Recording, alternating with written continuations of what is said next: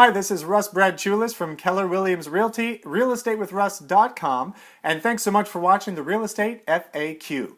Today's video is all about radon. What in the world is radon? Where do I find it? How do I look for it? And what happens when I find it? Radon is an odorless gas that emanates from the ground, particularly in rocky areas where there's granite, or ledge as we like to call it.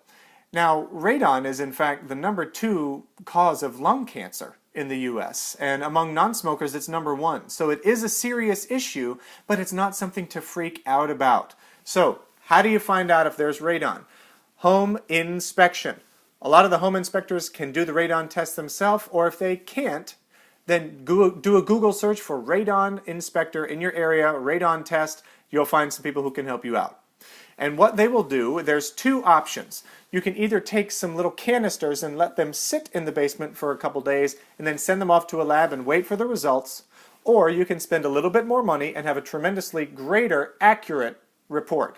And they will put a little machine in the basement for 48 hours that has a continual air sampling on it, and then at the end they'll issue the radon sampling, and it needs to be within a certain meter for it to be acceptable. Now, what if you find radon in your home? You've done the test, after 48 hours, the radon levels are through the roof. Well, they do a radon remediation, and in order to do that, they will dig a few holes into the basement floor. Then they'll attach a vacuum with tubes that will suck the air out of those holes, and so it's now removing the radon gas as it emanates from the ground. They'll vent it outside the property and then into the atmosphere, so we're not breathing it in.